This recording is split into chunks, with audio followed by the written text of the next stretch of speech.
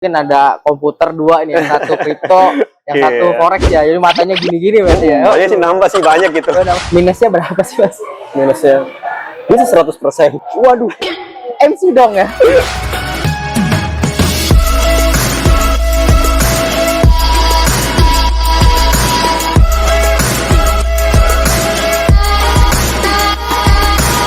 Halo guys, bersama saya Wahyu Saputra sebagai research analis di PT Pelatihan Profit Internasional. Untuk topik kali ini kita akan podcast dengan Mas Henry ZF yang biasa kita tonton di YouTube. Sekarang ada di depan saya. Dia ini adalah orang yang luar biasa sekali teman-teman, trading forex, trading saham, trading kripto. Beliau ini menguasai. Jadi teman-teman silahkan ambil ilmunya. Kita akan mulai podcastnya.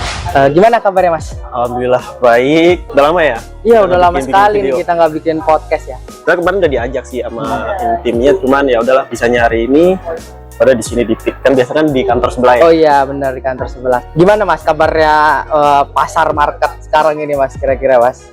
Ya sangat agresif. Waduh, kenapa tuh Mas kira-kira Mas? Agresif sih, tapi kalau khusus kripto kan emang selalu agresif ya. Oh. Tapi kalau saham kan kemarin baru nyoba tuh 2 saham, kayaknya emang kalau saya kan harian. Iya. Jadi kenaikannya tuh lumayan agak lebih nggak deg-degan dibandingkan kripto. Jadi lebih tenang aja gitu. Saya trading atau investasi di saham A, ya udah saya biarin aja. Jadi udah tahu nih start kita 1 hari atau beberapa hari udah lihat marketnya arahnya, ya udahlah jamin aja nggak apa, nanti kita cek. Tapi kalau di kripto kan nggak bisa gitu. Kita harus style stop lossnya, take profitnya. Kalau nggak kan habis. Iya benar. Disedot. Jadi memang saham ini buat investasi ya, investasi, kriptonya buat trading. 80% sih, 80% atau 90% investasi di saham tuh ya untuk jangka panjang aja. Jadi arahnya lebih ke dividen kali ya. Oke mantap. Beda sama kripto. Kalau kripto kayak buat ya mau jajan ya kan. Ini saya mewakilkan netizen ya Mas ya, yang memang menunggu-nunggu Mas Henry di video ke kami lagi. Jadi saya mewakilkan, ada beberapa pertanyaan yang nanti saya tanyakan. Ya, silahkan Mas jawab dengan pengalaman dan cerita-cerita Mas. Oke, yang pertama, sekarang ini Mas Henry fokus utamanya untuk investasi dan trading ini di platform apa Mas? Platform, sebutin nama platform. Enggak, maksudnya di instrumen apa? Apakah kripto, apakah saham, apakah forex? Fokus utamanya untuk yang utama kripto sama forex sih. Kripto dan forex jadi untuk trading ini ya. Iya. Makanya tuh agak pusing ya, tiap hari harus bolak-balik dari forex ke kripto ke forex, dari pagi sampai sore ya, liatin market terus. Nah, karena kemarin kan akhir-akhir bikin saham juga kan. Itu karena requestan dari teman-teman di YouTube, ya udah saya bikin dari saham BCA ke Indosat gimana. Itu saham-saham blue chip itu Mas. Pergerakannya kecil tapi persenannya lumayan gede. Nah, dan aman ya. Dan aman. Daripada saham-saham yang jadi baru. kalau kita minus, oke lah tahan dulu lah, nanti juga naik. Gak ada deg-degannya gitu. Beda ya kalau saham goreng lainnya. Dan itu juga ya emang karena aman juga, karena kan baru juga kan cobain trading saham juga nih. Kemarin pilih lagi pusing gitu, pilih aplikasi atau platformnya yang lengkap, ya udah di platform yang B, ya udah cobain. Berarti hampir tiap hari tuh trading forex dan kripto itu ya? Tiap hari Mas. Makanya kalau ditanya temen-temen, bikin ini nih. Waduh, nanti dulu nih mau trade market dulu bentar. Oh iya. Biasanya berapa jam sih Mas fokusnya untuk ke 2 instrumen itu? 2 instrumen dalam sehari fokus. Dulu kan bisa kalau fokus ke 1 aset aja itu bisa 3 kali sehari. 3 kali sekali. Iya, cuman sekarang udah dikurangin jadi karena 2 kan. Ya jadi sekali open posisi kan ada kerjaan lain juga kan. Jadi di forex sekali hari itu sama di kripto juga. Jadi barengan, kadang-kadang barengan kita. Kadang ini profit yang ini juga, profit yang ini kita tutup. Berarti kalau saya ke kantornya mungkin ada komputer 2 ini, yang satu kripto, yang satu forex ya. Jadi matanya gini-gini Mas ya. Makanya sih nambah sih banyak gitu. Belum lagi screeningnya ya Mas. Nah, yang ngabisin waktu itu sih cari-cari ya. market, screen, buka-buka, itu yang paling lama. Karena kalau kita ikutin nafsu aja, kadang-kadang nanti kepancing. Karena bilangnya hari ini patokannya harus open posisi, mau nggak mau nih market lagi jelek nih, kita open posisi, padahal tuh nggak boleh gitu. Pernah kayak gitu kan, saking nafsunya mau cepet-cepet nih bikin videonya itu lengkap, akhir minus juga. Wah, jadi sekarang tuh kayak udah sabar santai aja, udah trading santai aja, nggak usah diutamain dulu. Tapi memang kita open posisi misal pagi ya, hari itu juga harus ditutup ya, harus ditutup. Apa memang Masnya ada menunggu Ada kalau bisa dibilang metodenya yang satu scalping, satu swing. Dua-duanya sih saya pakai, tergantung marketnya ya. Tergantung market. Jadi ibarat time frame dari 1 jam sampai 1 hari atau seminggu saya lihat dulu beberapa hari ini marketnya naik apa nggak. Cuman kalau beberapa jam atau sehari aja dia naik, tapi besoknya kelihatannya ini market bakal berubah arahnya, saya tutup, saya close sih. Kalau yang swing mungkin saya pakai stop loss atau take profit. Nah kalau yang scalping nggak pernah saya pakai. Karena saya udah tahu gitu. Berarti cepet ya kalau scalping, berarti cepet ya, mungkin sejam 2 jam mungkin ya. Bisa di bawah sejam juga bisa. Bisa di bawah sejam bisa ya. Tapi jangan ditiru. Kalau udah belajar banget baru nggak apa-apa. Di bawah sejam juga bisa sebenarnya. Nah teman-teman jangan ditiru, kalau Mas Henry ini udah profesional, udah expert ya. Jadi dia trading pakai time frame yang lebih kecil, mungkin time frame scalping kita tahu ya 30 menit, 15 menit, 5 menit. Jadi wajar ketika dia 5 menit dapat ratusan dolar ya, wajar karena dia udah expert. Teman-teman. Dia udah expert. Jadi kalau kita ya belajar dulu lah. Nggak lama prosesnya juga, nggak lama kan, bertahun-tahun. Kalau rasain rugi pertama ya biasa aja gitu, di awal emang rugi pasti. Kayaknya lama-lama juga kebiasaan ngecek market, kan market itu begitu aja. Iya. Ya, market itu ya begitu kebiasaannya. Kalau lagi ibaratnya dia kan ada market uptrend, downtrend. Jadi kalau kita udah sering trading tiap hari, kita tahu tuh, kayak posisi ini kita harus cobain, nanti take profitnya di atas nih. Jadi kayak udah ada patokan masing-masing. Pasti punya gaya masing-masing juga trading kan. Biasanya kalau saya ambil dari orang-orang tuh, sejarah itu berulang ya Mas ya. Sama betul. kayak harga berarti ya, harga juga pasti berulang. Jadi kalau udah tahu di sini ada support, di atas ada resisten, ya kita tunggu aja ya. Yang penting paham teknikalnya aja dulu. Nanti kalau mau belajar teknikal ya bisa ke Mas. Saya kan juga ngelihat YouTube Mas kan ya, how to trade, bagaimana trading, ada jangka waktu ini dalam how to trade dalam 3 menit dapat berapa, dalam 1 jam dapat berapa. Itu tuh triknya apa sih Mas, bisa cepet gitu kan, waktu 24 jam, market bisa dibilang hampir 24 jam ya. Crypto dan forex hampir 24 jam, bahkan crypto setahu saya weekend juga tetap buka kan. Iya, beda ya sama forex. Sedangkan forex kan setahu saya Jumat penutupan ya, Jumat udah, Sabtu pagi lah udah penutupan, itu udah nggak bisa lagi. Itu di waktu 24 jam itu Mas cuma sejam, cuma 2 jam, bahkan 10 menit udah dapat profit. Itu masih Mas tipsnya? Mungkin karena udah kebiasaan yang pertama, yang kedua karena tahu titik-titik atau emang sinyal yang emang kebiasaan udah open posisi gitu. Kan dia kan bentuknya tuh candlestick rata-rata tuh. Jadi kalau kita mau belajar teknikal tuh ya harus ngerti candlestick. Jadi kayak kalau sekali lihat tuh kayak udah kayak baca biasa gitu. Ya kan ibaratnya gini, kita kan sebelum bisa baca kan kita harus belajar abjad dulu kan, A, B, C. Jadi kalau kita kayak kemana-mana ngelihat tulisan pun udah kayak set aja kebaca gitu.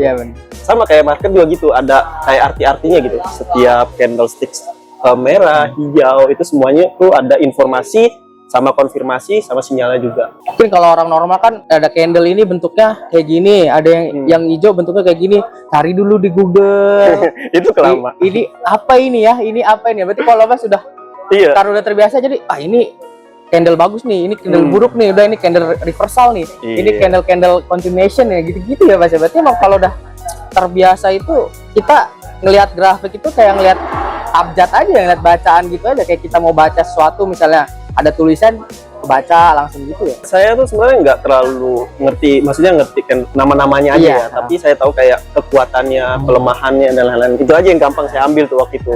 Ini cara belajar saya aja ya, biar cepat gitu. Ketika dia berjalan, jadi kan tahu tuh marketnya seperti apa, candlesticknya, terus ada sinyal-sinyal yang emang kita bisa manfaatin. Kan ini scalping nih, jadi setiap market tuh nggak mungkin naik terus kan. Ada posisi di mana breakout, istirahat. Jadi dari uptrend dia istirahat ke bawah dulu, nanti dia lanjut naik. Kalau itu mau uptrend, jadi nggak mungkin hijau-hijau terus. Kita arah bawahnya, bisa arah bawahnya. Sebaliknya kalau mau downtrend, nah itu di scalping kayak gitu saya. Bahkan bisa profit beberapa menit, sejam, 2 jam ya, karena manfaatin market-market yang kayak gitu. Kalau udah kebaca mah enak banget ya, udah tahu-tahu titik-titik kuat, titik lemah, jadi kita bisa kapanpun ngelihat, tinggal nunggu dikit ambil, gitu. Tuh, emang gampangnya gitu, cuman agak ada plus minusnya.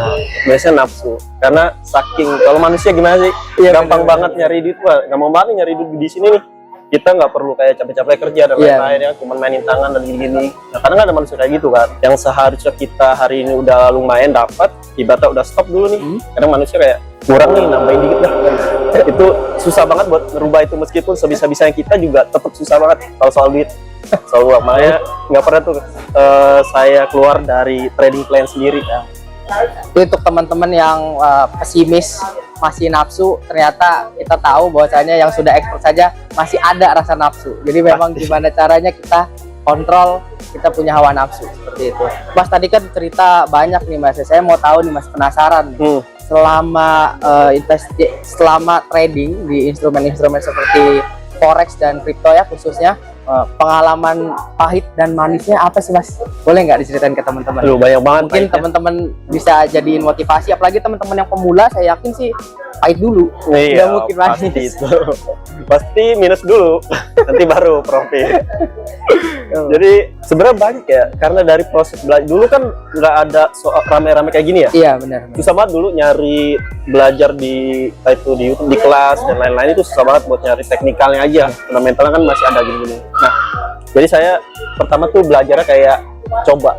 Jadi nggak tahu kerangkanya nih. Kalau saat ini kan banyak ya. Iya. Dari kerangka A sini nih gimana nih. Kalau dulu kayak ngacak aja gitu. Jadi saya kumpulin beberapa materi jadi satu itu. Nah, di proses itunya pasti ngerasain minusnya, ruginya, putus asanya. Wah, males nih. Emang awal-awal udah kayak profit dan lain-lain, pas di tengah jalan ambruk kayak males banget, nggak jelas nih kalau kayak gitu terus. Jadi sempat ngerasain perasaan-perasaan seperti itu ya Mas? Oh, banget. Ya kan duitnya nggak, ya lumayan gitu, hilangnya kan lumayan ya kan. Iya, ya. Maksudnya kita nyari juga susah kan, Bener. nggak gampang gitu, dan hilangnya gampang banget dalam sehari 2 hari, gila tuh. Saya kata ini apaan.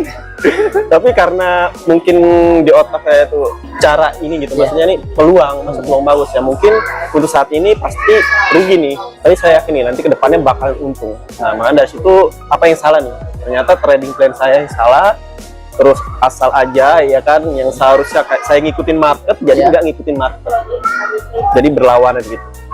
Oh berarti kalau saya terjemahin berarti harusnya kita ngikutin trennya lagi bullish, kita malah ngambil posisi sell, mungkin gitu ya. Dulu sering gitu tuh, udah ngikutin tapi karena pikirannya harus open posisi ya, ini harus untung, jadi pas dia lagi anjlok saya lawan. Ya akhirnya rugi ya, meskipun sampai saat ini juga masih nafsunya masih keluar ya. Berarti sama Mas, saya juga sama Mas. Susah kan? Bener. Jadi kalau sama. belajar trading, belajar investasi, entah itu teknikal, fundamental tuh gampang, pasti bisa.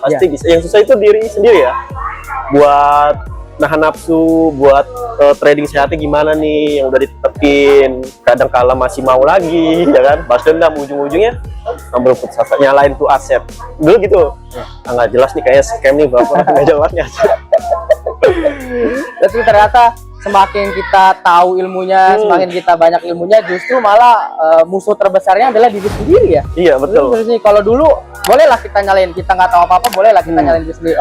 Pengetahuan saya kurang, teknikal saya jelek, mapping saya jelek. Tapi setelah kita tahu semua, malah justru balik lagi ternyata ya, musuhnya itu ya diri kita sendiri. Kalau dulu kan nyalain orang kayak bohong nih, kayaknya nih aset nih, platform ini bohong nih. Padahal mah bener, kitanya aja yang salah.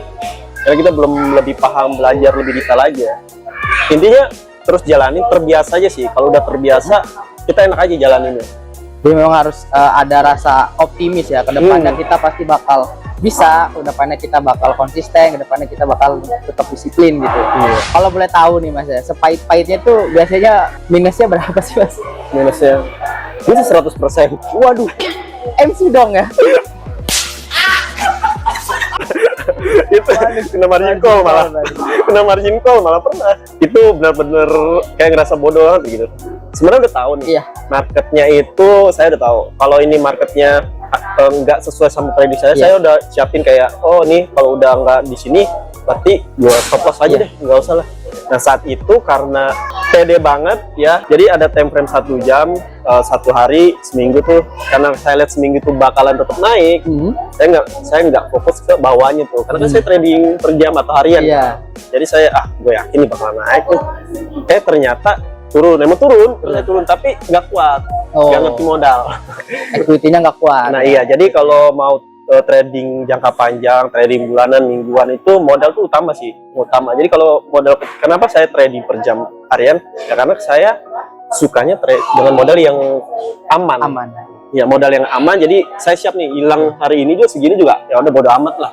nggak ngejatuhin mental gitu, ya kan? Nah, kalau itu beda-beda sih. Kalau mau trading bulan silakan, tapi modalnya dikuatin. Kalau enggak ya kena margin call.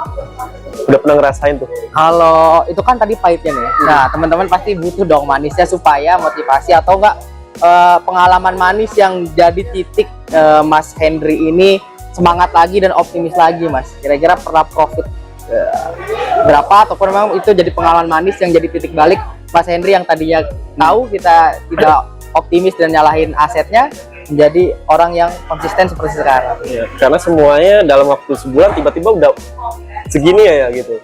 Ya kan awalnya kan dengan modal kecil. Jadi saya tuh kalau trade itu nggak pernah ngeliatin modal dan nggak pernah diambil kalau emang lagi butuh-butuh banget nih. Nah pas sebulan ternyata saya lihat di forex, di kripto, ya kan udah lumayan kan, segini nih. Berarti Ya kan, kalau persenan itu udah naik berapa persen itu, Mas? mungkin 200% lebih kali. 200% teman-teman. Oh my god. Wow. Itu 200. Sebenarnya saya pernah trading per jam atau harian, ya dapat di future kan. Iya. Itu sekitar 200% gitu. 200% teman-teman sehari dari modal kita nggak tahu ya modalnya berapa. Tapi itu ya kalau modal kalian segini itu ya 200%. Itu 200% teman-teman. Itu posisinya Mas Henry udah jadi orang yang konsisten, orang yang expert, bisa dapat 200% dari modalnya. Kita nggak tahu modal berapa, yang jelas pasti gede teman-teman. 200% teman-teman, 2 kali lipat ya teman-teman. Iya, itu ketagihan gara-gara itu. Kayak kapan lagi, cuman dalam waktu singkat, maksudnya nggak terlalu lama, trading beda sama saham ya. Iya benar. Bisa dapetin sekitar 200%, 150%, 100%, ya kan? Makanya dari situ tuh ketagihan. Jadi kayak untuk minusnya udah mikir, oh gue kalau minus nih berarti untungnya segini, kayak tertutupi. Iya. Ke backup. Ke backup. Iya. Jadi udah ada targetnya. Makanya dari situ itu udah jadi kayak bagian kebiasaan diri sendiri. Tiap hari lihat market, ya kan, open posisi, profit, ya udah. Jadi dari situ juga jadi bisa kita ekspor lagi kan modalnya, keuntungannya ke instrumen lain kayak saham dan lain-lain. Yang sebenarnya sih pengennya tuh ada targetnya tuh trading itu nanti jarang. Jadi kebanyakan kayak investasi yang aman. Bahkan ngumpulin modalnya di futures dulu, kripto sama forex. Nah, baru investasinya kita alihin ke yang aman, saham atau reksadana dan investasi lainnya deh. Bener, Masnya juga kan ini mendalami reksadana. Mas, ini pertanyaan juga nih dari netizen. Kita coba tanya ya Mas ya. Jadi kan tadi ngomongin soal modal nih. Sebenarnya untuk modal pemula, Mas, pemula yang benar-benar mau terjun nih. Karena kan harapannya video kita memotivasi teman-teman sekalian untuk bisa ngembangin modalnya ya. Itu untuk yang pemula nih Mas, yang benar-benar pemula yang mungkin tahu basicnya dari YouTube terus belum pernah masuk juga, itu berapa sih Mas kira-kira kalau di future ya forex ataupun crypto? Saya dulu awal-awal mungkin gope kali 400.000. Iya, cukup 400. Emang sih di setiap platform tuh ada kayak minimal ya. Iya, 400, 500. Nah, saya cobain tuh minimal 500, 400. Dari situ juga udah lumayan, maksudnya taruh kalau udah dapat 100% kan udah balik modal tuh, udah diambil. Dari situ dulu konsisten, jangan ditaikin dulu sebelum emang bener-bener setiap bulan tuh keuntungannya tuh lumayan. Jadi modal ditarik dulu, untungnya tetap dijalanin. Oh, jadi kita misalnya kita nyoba, misalnya saya sebagai pemula saya nyoba 500 terus naik 1 juta, anggap berarti 500 modal kita amanin dulu nih. Iya, amanin aja dulu. Baru kita pakai yang 500-nya aja. 500. Itu juga tetap jangan kayak mentang-mentang nih 500 kita biasa gitu kan. Nah, itu saya sering tuh Mas. Saya udah nih pas anggaplah deposit banyak nih, jadi 100% saya ambil modal saya, sisanya saya jadi nggak konsen, jadi serakah, greedy. Semuanya pasti gitu sih, pernah. Saya juga pernah. Jadi, iya, mentang-mentang oh ini duit untungan bodo amat, hilang apa? Padahal kan susah ya nyari. Iya bener Mas, padahal mikir berjam-jam kita di layar ya kan, pusing, yang seharusnya bisa lebih untung lagi, malah dari nol lagi. Dari nol lagi. Ya, sebaiknya sih tetap pakai manajemen yang bagus tradingnya.